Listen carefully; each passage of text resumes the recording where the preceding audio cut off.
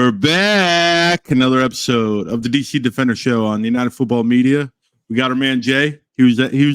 He was there for the curse of the Audi field. I'm sorry, Jay. I'm going to call you out right at the beginning. And of course, Alex. How you doing, Alex? I'm doing good, man. Let's get to it. Hit the music.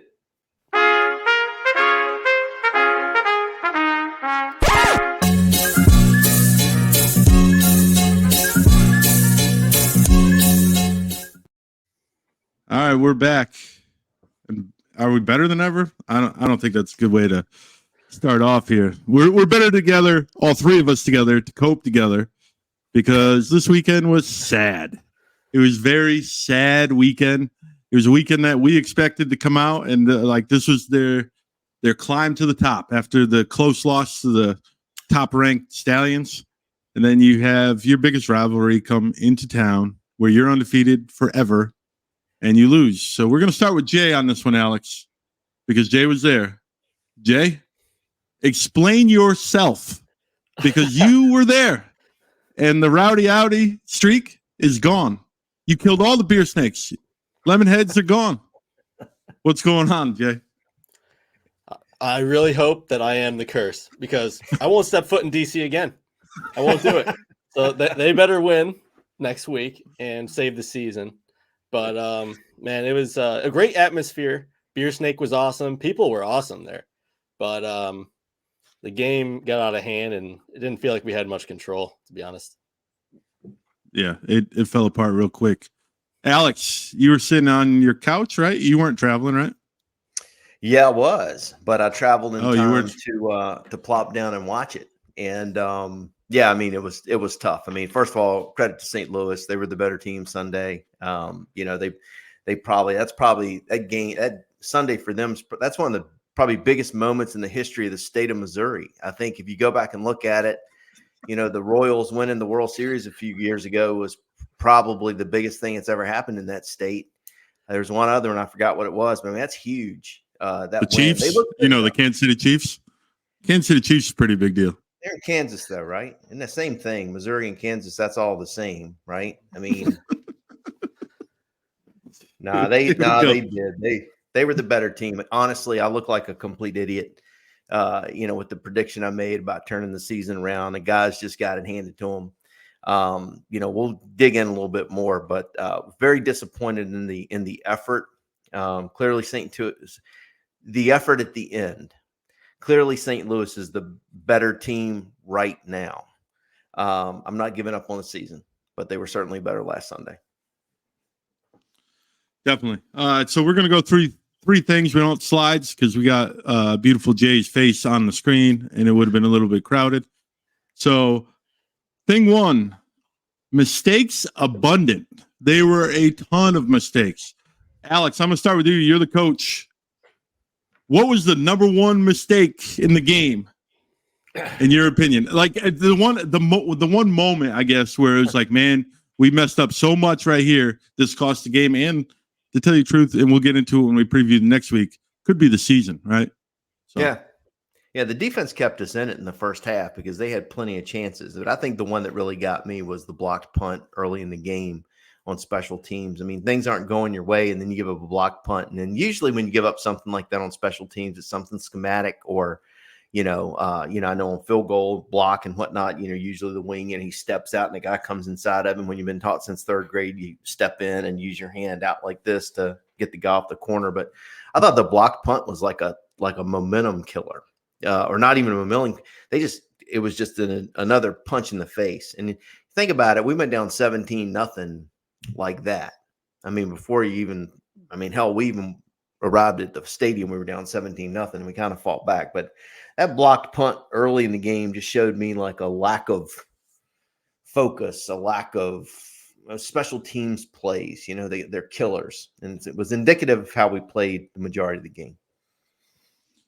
Jay, what's the mistake for you that stood out? You were there, so you might have seen a little bit more. I mean, I could think of 500 of them, but the biggest one to me is we went down. We came back a little bit. I think we scored right at halftime. Mm-hmm. And then we were driving, and we run the ball 4 times in a row and we can't get a first down, turn it over in our in the red zone. And that was it. That was all she wrote for me. We still had a chance at that point, but when you turned it over there, they hit the deep ball, and I was like, oh, that was killer. Can I piggyback off of that? Because you're 100% right. Like, we did have, it was 17-12 in the third, and we have the ball. You're going in at halftime thing, we got a chance to win the game. And to your point, we had a 3rd and 2, and we can't run for a first down. Again, the same thing, not getting the push on the offensive line, not being able to run for 2 yards. It's very frustrating. I will say this, though, in defense of these guys. We did not lose this game because of officiating in bad spots, but there were some incredibly questionable spots in the third quarter. I'm telling you, like a couple of times I'm looking at them like we got the first and it's 3rd and 1. And I'm not saying the referees are cheating, but they're human. I don't think they were out to get DC. I'm not making excuses for how poorly we played. But we were the victim of a couple of spots that really could have changed things. You think I'm an idiot, but go back and look. I'll give that to you because Right. they brought the true line up on the Jumbotron, right? Showing first down. It was like by like literally a hair. It says Right. first down. And then we look over and it's 4th down and we're kicking a field goal. And I'm like, everyone was like, what's going on? It says first down on the board. And now it was so confusing. It happened more than once. And last year, I really liked Dean Blandino. I thought he was kind of cool with like the leather jacket or whatever he was wearing. He's kind of like explaining things. I'm like, oh, this guy's really cool. Now I want to just go in there and like pick up his laptop and smash it and stomp it, because we haven't gotten a friggin' call all year. Whenever we go to this review crap, we've gotten burned every single time. It's just been that kind of year. Everything went our way last year. This year, it's not. But the spots were crappy. Probably not intentional crappy, but we were the victim of some some rather bad spots in the third. Family show. Coach Alex is hot today. He's hot. I think the moment of the game, and Jay didn't see this because this was on TV, but when their offensive line started to get hurt and they had no backup offensive lineman, they go and interview Northrup and Bellamy, and they're like, "We're just going to pressure." And like they were extremely confident in that third quarter. Wow. And I was like, that was not a good vibe, because they were relaxed, and it's like St. Louis is still on the field. I think it was like a 2nd and 7, and I'm like, man, you haven't made a play all day, the two of them. And I love Davin Bellamy. He's one of my favorite players, but he didn't make a play all day. It was Malik Fisher and Roberson, and you're there and going, oh, we're going to eat them up. And it's just like, hey, you guys are 2-2. You are what your record is. The only wins you have are against the 2 worst teams in the league. Let's be honest. Maybe Memphis, but we haven't played them yet. But you beat Arlington by the skin of your teeth. One play, like, you're not at the level of that they think they are. And I think the biggest thing I learned from this game is this team is at a crossroads for not just this year, but maybe even next year, because their team is starting to get older. Like we see it in the NFL all the time, right? Guys get to about 29 years old and they start to decrease. Those are the NFL talent players. Those are the top level players. These guys are a notch below right now. Practice squad guys, 29 is a cliff. They're not LeBron. Let's be like, you know what I mean? Where he's able to perform, or Tom Brady at such a high age. I mean, for a long period of time. And this team is at a crossroads this week. And I don't know which way. I don't know if they're going to take a left or a right. I really don't. I'm completely befuddled by this team, because they show moments where it's like, oh, okay, we're going to be fine. Like the Birmingham game. Like, they played tough with one of the better teams. I'm befuddled. But moving on, Jay, when I say our offense identity is, what's your answer? Because I don't have one. So hell here. Ooh. I mean, Jake look, coming hot. I know that's mean or whatever, but it's the truth. And in that game, I swear to God, besides that drive before halftime where Harmon scored, we had no identity. We did not establish the line of scrimmage. We couldn't run the ball at all. And those shotgun runs, I swear to God, if I see another one, I'm going to freak out. But, I mean, we need to establish a ground game. Teamu, no one's open, or he's throwing it to the other team. I don't know what's going on, man. It's pretty concerning. And I feel like the other team, and I know what we're going to run before the ball snapped. So if I know, I'm pretty sure they know. You know what I mean? So It's concerning for sure. Coach Alex, I know where you're going to go with this. Yeah. What's the problem with the offense? What's the problem with the offense? Don't hold back. Don't try to trick me this week like last week. Just say what's on your mind. We're at the crossroads. This episode will be labeled Crossroads. So Crossroads. Yeah. Well, Crossroad one, I think the 2 losses up front on the offensive line hurt us. I think we lost 2 NFL caliber receivers that hurt us, and I think we lost the best rusher in the league in Abram Smith. So I think when you look at how much we lost offensively, number one, that's a lot to overcome. I mean, it is what it is. And we can talk about guys stepping up and whatnot. We haven't seen that yet. Our running backs didn't get to see a lot of White this week. And to your point, Jay, there weren't a lot of seams, but Cam's got to get better with his vision. Like, when I watch him run the football, I give him credit. He's not giving up on plays. A couple times, it was designed to be blocked a certain way, and Zaquandre would give up on it and cut it back on his own and get destroyed. But a couple of times, when Cam's hitting that thing, if there's a cutback, there's zone blocking it. So you're getting this push going this way. The cutback can often be there. He never sees it. He just runs right up the back of the lineman. There's never a cutback. There's no vision. I feel like too, and I've said this on Discord, and you don't have to be a genius to figure this out. Every great offense, every great defense, you have something you can hang your hat on. We run the football. We have a great short game. We have deep threats. We spread the field. This team has none of that offensively. I can't think of one single thing that on a 4th down and 1, when you got to win the game, what do we do well? Nothing. I mean, nothing.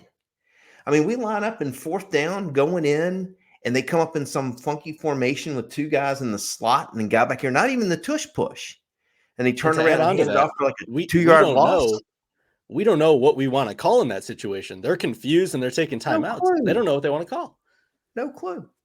It's amazing to me. What? Amazing.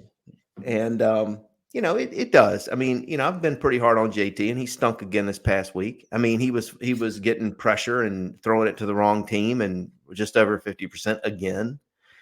But he doesn't have the receivers. He doesn't have a lot that we can really hang our hat on. So, I mean, it does kind of all fall on him. That's probably not fair, but we do nothing well offensively.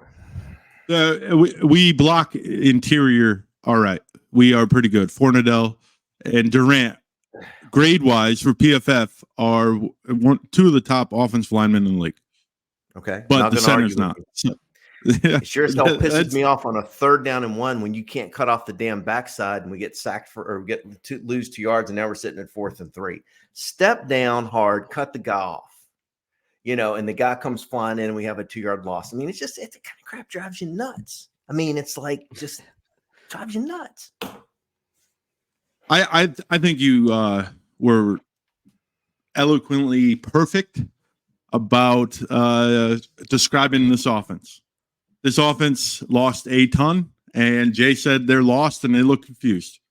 And everyone puts the wins and losses on Jordan Tiamo, and I don't think it's 100% his fault, because I agree. Francois came in at the end of the game, and I know they gave up already, but Francois looks like lost. Tiamo's at least trying, and he's just not executing. Yeah. Francois looks lost. Like, hey, here's a clue, man. Like, this is you're at your career crossroads now. You were a highly recruited high school quarterback. You went to Florida State. Like, this is your chance to stand out. And every time he came in the San Antonio game and he came in this game, and he has looked at 100% lost every single time. So there are no other options. There are no other options in quarterback. We talked about it last week. So, I can't put the blame on Tiamo, because, first of all, there's no one better than him right now to put in that spot, unless you're going to put Kuti. But there's that one play, what was it, 3rd and 12 or 3rd and 12? And he hits the guy in the hands, and the guy turns his head to go for the first down. That's the first down, and the game's still close at that point. That's right. So, yes, I know he threw interceptions, but the first one, wasn't he hit on it? And the ball floated a little bit. The second one, I know you're going to come up with an excuse for that one, but little touch would be nice. I get that, but at the same time, he was being pressured from the outside. Like, he gets hit every time, and I know everyone gets hit, and he's not executing. He's not 100%, but right. I just don't think all the blame should fall on him, because we can't name one thing that we do well on offense at all. Like, he hands off the ball fine to Cameron Harris. We can't run the ball. So And like, That's right. there's a lot of problems. We get drops. Like the offense is lost right now, and that's my whole argument with Tiamu, because everyone comes after him. But like, if we didn't have Tiamu, we would be the Arlington Renegades. Yeah, Let's we be have honest. no quarterback outside of Jordan. You're right, and but then how much of that goes to Vaughn and those guys? Why aren't they going out picking out a Bryce Perkins? Yeah. You know, I mean, we have an issue at quarterback. You know, listen, Reggie Barlow. I love the guy, and if I was a player, I'd want to play for somebody like that because he's sticking behind his guys. If you look at our roster and you look at the guys playing, a lot of these guys are the same guys as last year that went 9-1, and I tip my cap to him for looking out for his guys. But week after week of this, you start to think to yourself, should there be more moves? Should we be are there players out there, right? I think we saw this week with Troy Williams in Memphis taking over for Chase Cookus. Memphis has the right quarterback with Troy Williams. They're going to be tough with Troy Williams. Why can't we go get Troy Williams or somebody like Troy Williams? I don't know. Just frustrated. I will say, outside of Trent Harris and the free agent signings, all the guys they drafted in the supplemental draft are gone, right? They didn't keep any of them. So what was the point of bringing them in? Like Trent Harris, who by the way, where has he been? Where's his Tim 9 Ward. sacks? You want Trent Harris? I'll trade you for Tim Ward. What the hell happened there? Man. My God. I just don't get it. Like, I'm looking at the grades, right, in tackling, and you got Deontay Anderson, who's all USFL. Where's he been? Like, he was all USFL safety last year. What happened? Northrop's tackling grade is a 28.7. If your linebacker is a 28.7 in anything, like, come on. Like the top, I bet you guys can name the top rated defense player. Malik. In the league? Anyone? Malik? No, on the team this past week. On our team? Feels like Malik Fisher. I'm with you. Malik Fisher's been a beast. Oh, who's number 2? Can you name number 2? That's the question, because Malik Fisher, we all know, has been Probably awesome. Joseph. Who's number 2? Michael Joseph. That was 5th. Number 2 is DeAndre Baker. You didn't hear his name, man. You didn't hear his name. He didn't give up a ton. Where was Aitman all game, right? He was on Aitman most of the game. Aitman was pretty quiet. DeAndre Baker's a good corner. Conley gave up the big play to Butler. Yeah. But he was targeted 8 times and only gave up 3 catches. So the corners they're just left on islands all the time, and they're going to give up yards all the time. That's true. You don't know how angry that makes me. Oh my God. Yeah. That's so unfair to them. That's so unfair. But we will talk about the defensive consistency. That was our third thing. Mm-hmm. This is definitely the strength of the team. 100% of the time, they are the strength of the team. What's the one thing that you, and I'm going to start with you, Jay, that you think we need to improve on defense to take it up a notch? Because they're going to have to, we just talked about the offense, how much they are a mess. You have to be a dominant defensive team if your offense is impotent, right? So you need, like, what? How do we take it up a notch on the defensive side of the ball? And don't say blitz, Greg. I'm not going to tell him to blitz, I promise. Okay, so defense honestly didn't play bad in that game. The score looks crazy, but we were close. We were actually doing very well in the red zone, stopping them from scoring touchdowns early. It could have been way worse. And we were stacking McCarron, getting to him, pass breakups. The only issue I have with the defense, stop putting guys on islands. Seriously. Mm-hmm. As soon as I saw what's 88? I forgot his name. Butler. God. Butler, yeah. I saw Butler over there on I'm like, oh my God. McCarron looked at him and I knew, and I was like, oh, he's gone. And he throws it right away. And I was like, you can hear me in my video of when I was at the game. Actually, I was like, this is why I hate man coverage, Greg. I literally said that in the video. Like, in the background, I was like, are you serious? Like, you can't let the best receiving core one-on-one with no safety help. What are you doing? I mean, I feel like that's the biggest mistake we make. Listen, I love an aggressive defense. I love to dial up defense. It's fun to blitz. But here's the thing, and I'm hearing you, Jay. I'm not disagreeing with you. I'm with you on this. When we bring 4, we don't get pressure and they pick us apart. When we bring everybody, you're putting the corners on islands. You're putting guys in space where they have to cover. But I think what bothers me is when we bring everybody, we don't get to the quarterback. Teams have gotten good. San Antonio that first week did a great job of getting the ball out quick. So when we bring 6 and 7, it wasn't that we weren't getting pressure. We were just getting rid of it quickly. But, to me, it has felt a little bit like, and I'm not going to fault the defense because the defense had us at 17-12 after an absolutely, as Webb put it, impotent first half. We were at 17-12 because of the defense keeping us in there. But this team doesn't feel to me like, and doesn't the eye test pressure the quarterback like other teams do. We can't get there with 4. We can't get there when we blitz.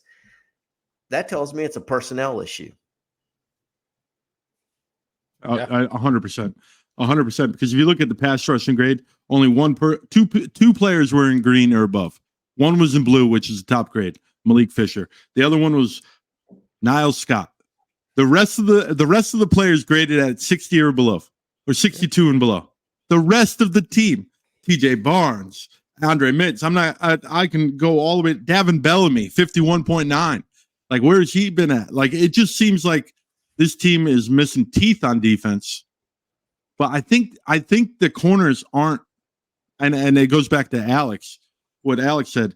The corners, I think, are solid enough. It just, if you're not getting into the quarterback, eventually the corners aren't going to be able to keep up with it. Yeah. So you can't just. No, you can't take a guy like Conley or Baker and at 6 foot, 5'11", 6'6'1", and put him against a 6'4" guy that can run and say, shut his ass down for 4 quarters. Sooner or later, that guy's going to make a play. Butler's good. He's going to make a play, Yeah. Anyway, you're right, Webb. Sorry, I didn't mean to cut you off because, when you talk, man, people are listening. They're locked in. No, man. Come on. You're the coach. We get comments all the time. We love Alex. Alex is great. I don't know what kind of comments you get, Jay. I don't read all the comments for the UFM, but I can tell you, if you read our comments, everybody loves Alex. Everybody loves heck. And people think I'm the boss. I just want to go through this. Any podcast person out there, just reach out to Alex yourself. Like, he's on Twitter. Alex, please say your Twitter. Please say your Twitter. I don't even know what it is. I got hacked. I got a new one now. What is it? It's like Alex at UFM or UFM Alex or something. I lost all my followers. I got like one follower now. Yeah, go find him and go DM him yourself. Like, I'm not his boss. I'm not going to be like, yeah, Alex can be on your show at this time and all that. Like, we live our separate lives. I've only met Alex once. Come on. So podcasters out there, Alex is available. Jay will probably do it too if you ask him. You got to ask nicely, though. Jay's more expensive than me, though. Nice. His rate is ridiculous. Yeah, pay per minute, I think we're going on. So. We're getting screwed. Pay per minute. Yeah. Are you guys ready for the question of the week? I can't wait.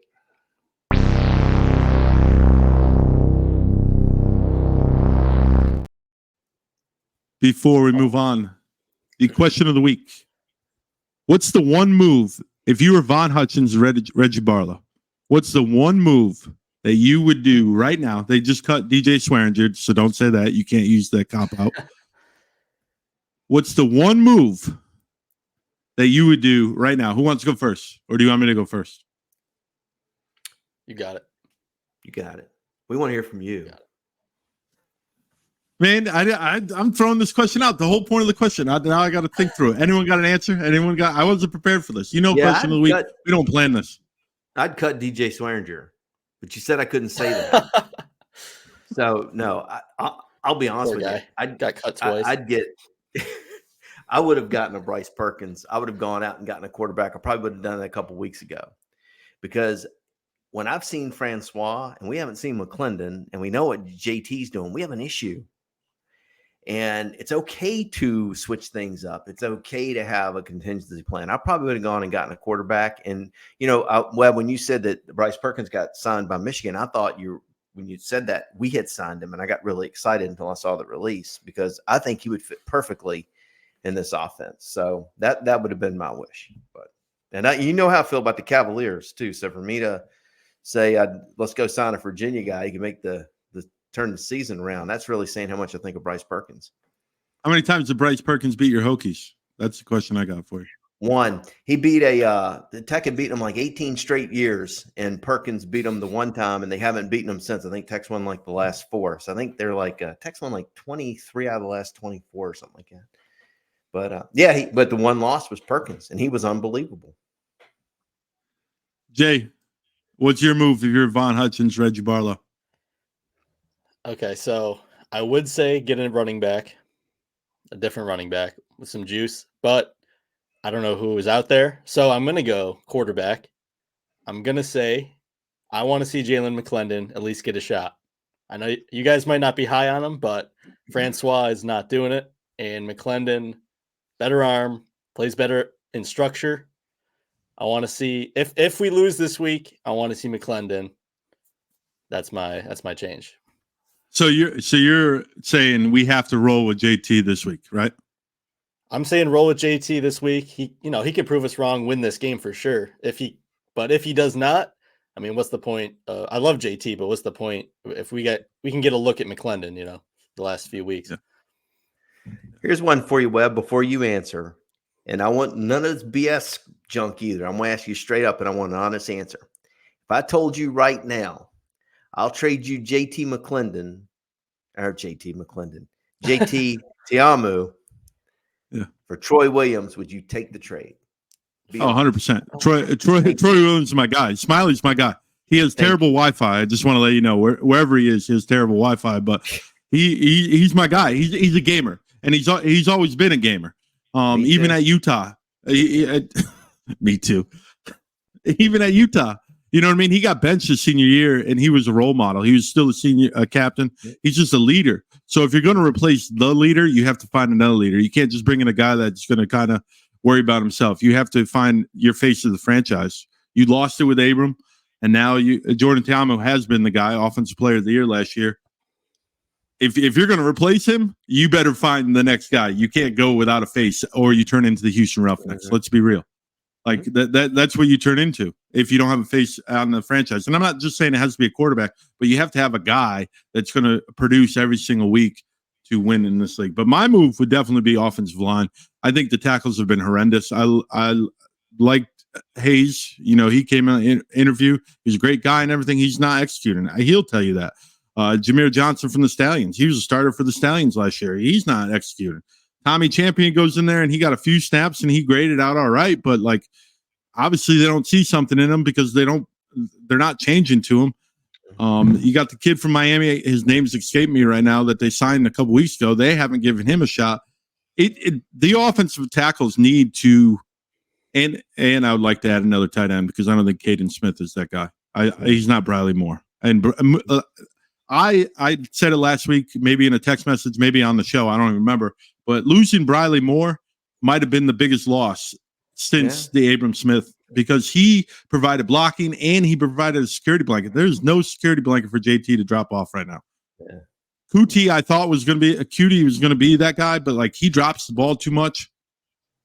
It just seems like if I'm making a move, it's on that offensive line. I still have faith in JT, so I want to make the move for. If Troy Williams gets offered, me personally, I'll bring him in. But I understand if Vaughn stays loyal to him and Reggie, I completely get it because I think he is talented. I just think he can't go win the game by himself. Last year, I know he's the offensive player of the year for the XFL, but let's be real. Abram Smith was the offensive player of the year. He doesn't have that. And then he had Lucky and Blair on the outside. He needs talent around him. He struggled in Tampa Bay in the USFL that one year, and he didn't have talent around him. He can manage the game, and I'm not calling him a game manager because I think he can win you a few games, but he needs talent around him, and right now he doesn't have it. So how can you point the finger 100% at him when we can't even tell you what we're good at? So that's just my thing. I'm ready for the Brahmas, though. I'm ready for tacos because me and Josh are betting again. So I'm ready for taco money, beer money from Josh. Before we move on, I want to say sign any tackle you want as long as they don't spit on people. That's it. Man, that's actually a good segue. Obviously, he's talking about Jean Delanche from week 1, the incident that happened, the meltdown that happened in the Alamo Dome. This week, we take on the Brahmas. It is an absolute must win because there's 4 weeks left. And if you lose this one, you're 3 games back and you lost the tiebreaker. So you basically clinched it for San Antonio. I don't know if they can officially clinch, but it's basically like all they would have to do is win 1 game after this.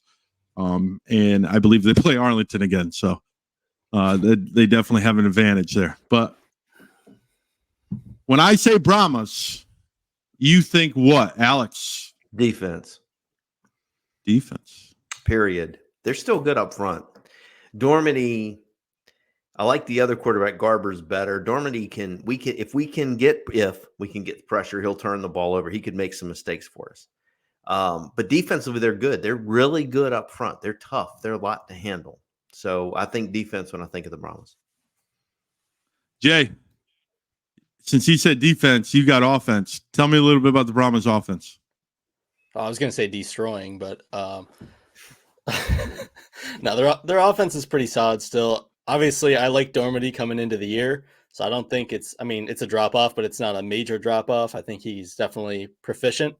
I don't know. They still do have a lot of weapons that we struggled to cover last time out, but without a fake field goal and Jordan Tamu getting knocked out and throwing a pick 6 like right after. Yeah. We have a chance for sure. I mean, this game is not out of reach at all. So we definitely have a shot. Their offense doesn't scare me, but our offense scares me a little bit. The one thing I will say about this team is, are their coaches the most like curmudgeon collection of coaches in the league? Like Wade Phillips just seems angry the entire time. AJ Smith, if I got to listen to AJ Smith for an hour, like, can we cut the mic?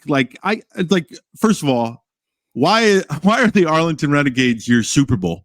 Like, they're 0-5. Like, yes, I get they won the championship last year, but like, you're up by 2 scores, right? They're up by 2 scores, and you're still throwing the ball at 2 minutes. You could just get it out of town, and you won the game by 2 scores. Like, why are you still throwing the ball?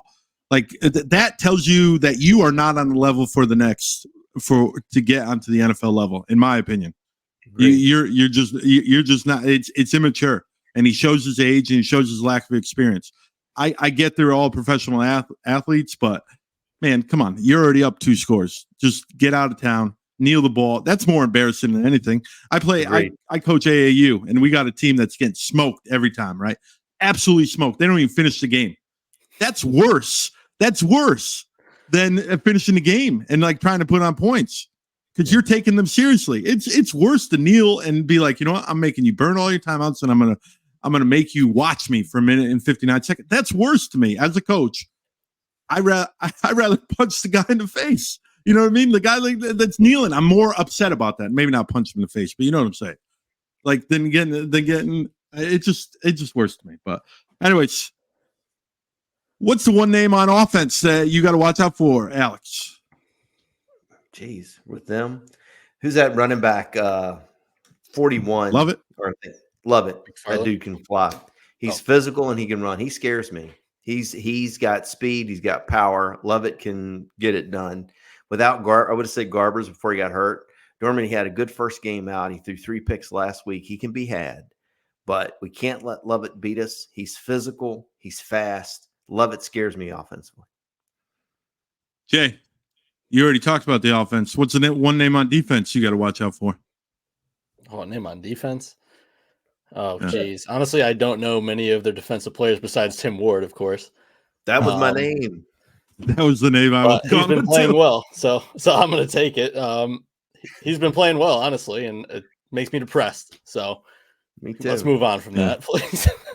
He's an ODU monarch too. How perfect would that be to have him in DC? He's an East Coast guy. He's right there in Virginia, just right up the road to DC from Norfolk, and we cut his ass. Dustin's not going to let us live it down either, so he shouldn't. So a lot of people don't know this, but Dustin and Webb are brothers. Yeah. They're related with Josh. So Brahma Bullpen and Webb are brothers. What? They were separated at birth, those two. They were. No one sees me and Josh going back and forth. Yeah. One was taken to DC and one was taken to San Antonio, and then they met later in life. Right. John Trey Kirkland. Is he the best wide receiver in the game? We just saw Hakeem Butler, who is awesome. Pearson is great. We saw Deion Kane the last couple weeks. We've got our fair share of good receiving cores on this part of the schedule. Is Kirkland the best weapon receiver in the game, or no? Or did it rely on Garbers, really? Who wants to go first? I'll give it to Jay. Oh, there you go. All right, Jay. Is he the best? No, I don't think so, but I think he's very, very good. And you don't want to put him in one-on-one coverage, Greg. Listen to me, please. Don't do it.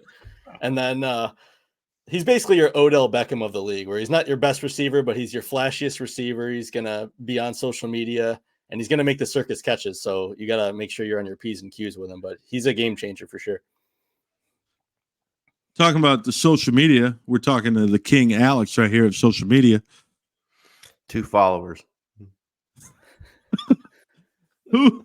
2 more than me. Who is the king? 2 more than that. Who's the king that you expect for us to have the most difficult time stopping on the offense? Not counting Lovett, not counting Kirkland. Is there another name that we should watch out? You're the coach. You're breaking down the film. You saw them in week 1. It seemed like Greg figured it out a little bit after the rough first half. He wasn't blitzing as much. Do you think he goes back to that scheme, or do you think he tries to mix it up and go back to old Greg Williams and setting 42 players when there's only 11 on the field? He's going to teach Smith. AJ Smith likes to run his mouth. There's a guy who really likes himself. I mean, he's really into himself. He must get up in the morning, look at his mirror, and say, "What am I going to say today? What's going to be cute? You know, maybe I'll get one of these big armbands with a bunch of colored plays on here so people think I'm a genius."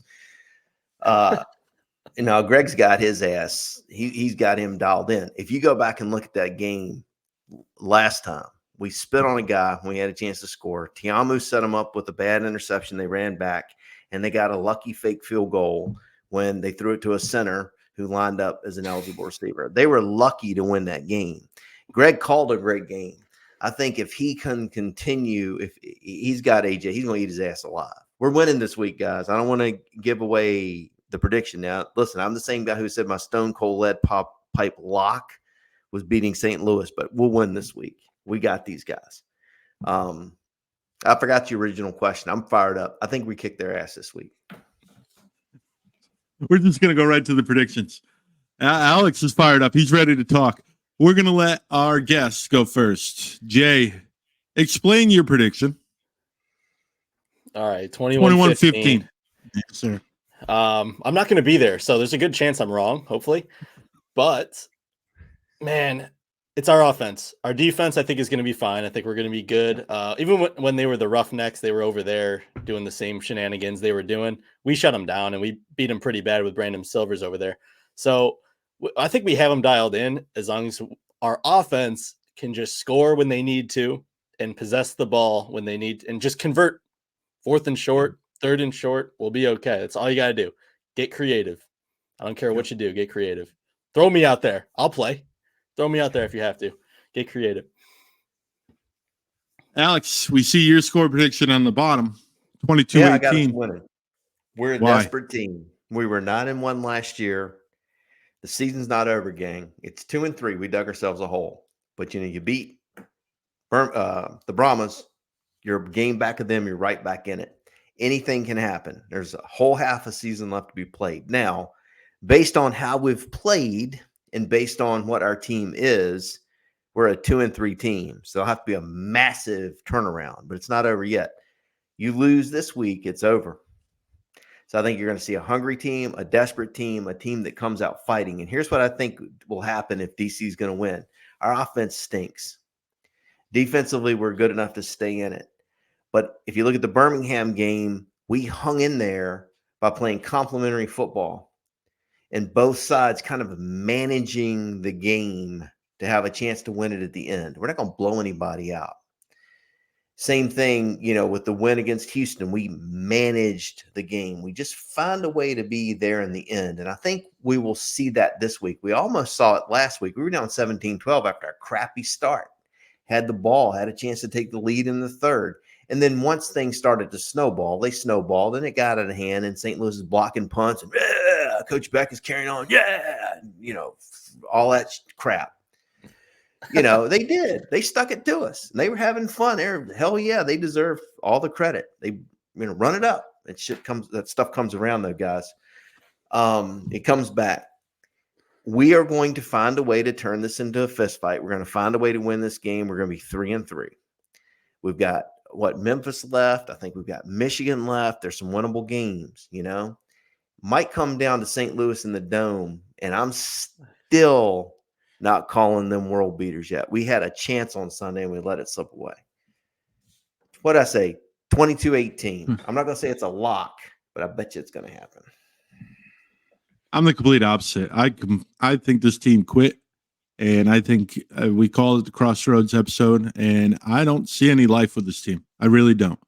I know they struggled. They battled with Birmingham, and it was close, but Birmingham played a crappy game, man. Let's be honest. Matt Corral fumbled the ball a couple times.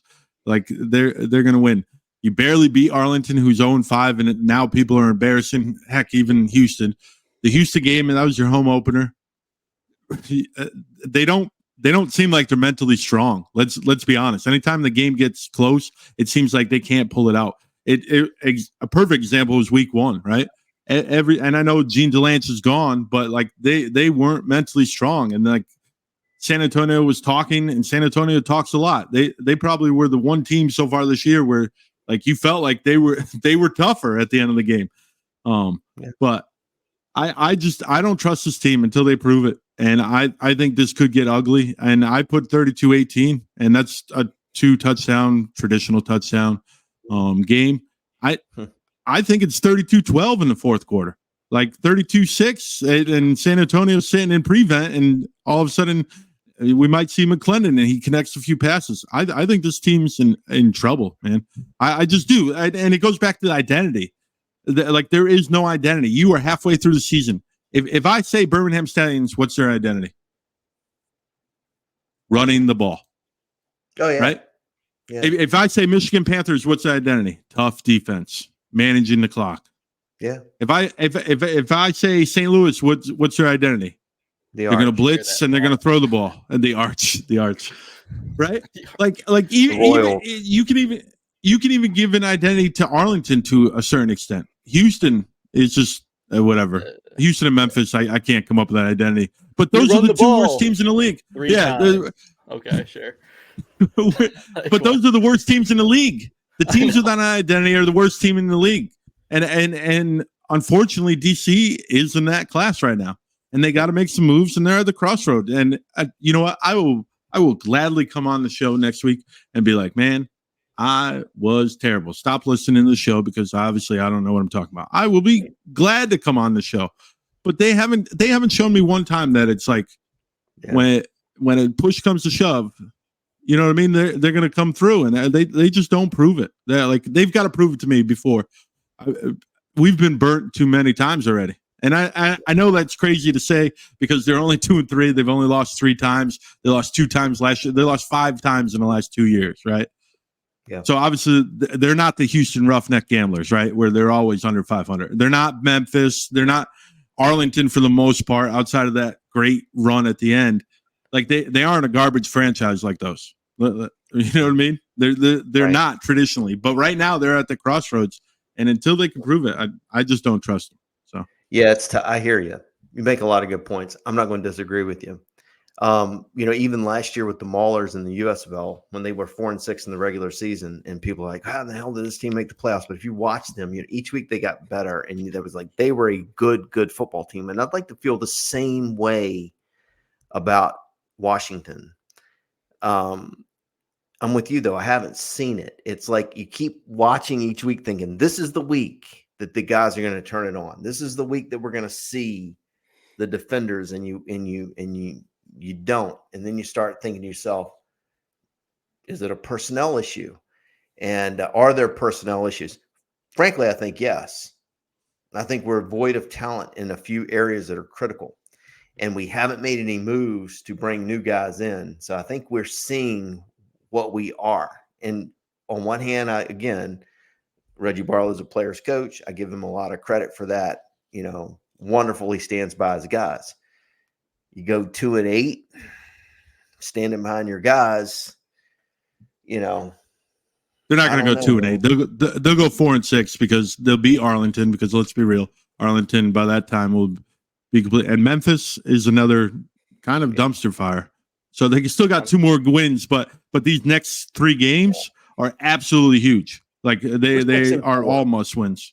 Yeah, we're 6-4. We're still going to finish with a winning record. I think we win 6. I think we're going to win 4 out of the last 5. I think if we beat St. Louis, we can make the playoffs. But I look for us to hit the second half stride because I think the schedule gets a little bit weaker. And, the Birmingham still hadn't played San Antonio. I mean, there's a window there.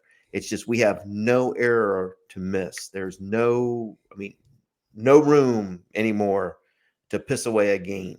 You got to win every single one of them down the stretch. If we would have just won in Birmingham, oh my gosh, it would give us so much leeway right now, wouldn't it? Mm-hmm. Yeah. In the San Antonio game, I still feel like with that game we gave it away. We had chances in that game. The fake punt, the spitting, Tiamo's bonehead throwing the flat when we're getting ready to score. Ineligible wide receiver downfield. Remember, Kuki had 2 touchdowns. Yeah. Yeah. So where's he been the last few weeks, though? Anytime you want to join us again, Mr. Cootie, come on back. So we haven't seen you in a couple weeks. I know you were hurt, and then the last couple weeks we haven't seen much out of you. Jay, we're closing up. Tell everyone where they can find you. I know you got your show. It's Quick Hitter. Your Twitter. Are you on Instagram? I don't even know if you're on Instagram. I'm not. Getting okay. Do you TikTok? I can't focus on too many things at once. I just have YouTube and I got Twitter. So Twitter's at Defending FB, and then YouTube is The Defending Football Show, which I'm sure when you type that in, you're just going to get a bunch of defensive coaching videos and stuff. So go to channels for it because that's been a problem.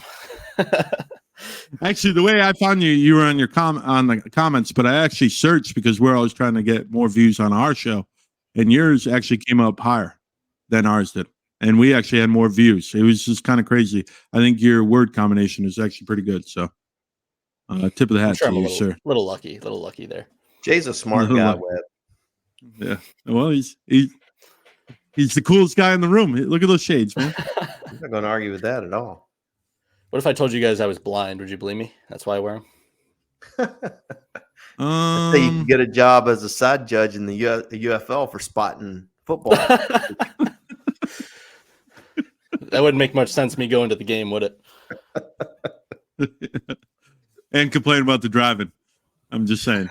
That was kind of funny. That kind of did make my Sunday reading your tweets on, or I guess comments on Discord about, I can't believe I drove 7 hours for this crap. 7 hours, man. I've been there too. We've all been there, but yeah. Anyway, thanks for going. Yeah, I mean, it was fun. Yeah.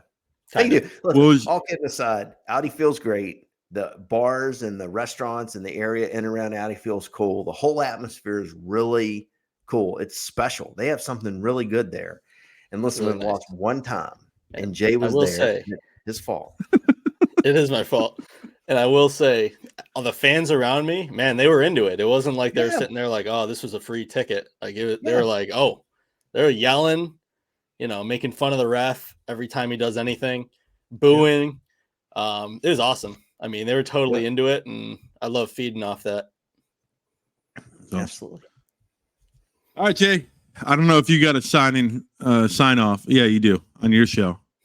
If you want to grace our show with your sign off, go ahead before we take ours. For the love of football, defend football, baby. Alex? I'm going to tell you, I guaranteed it. We go 1-0 this week. And until our next visit, so long, everybody. Shields up, Jay, Alex, Webb out.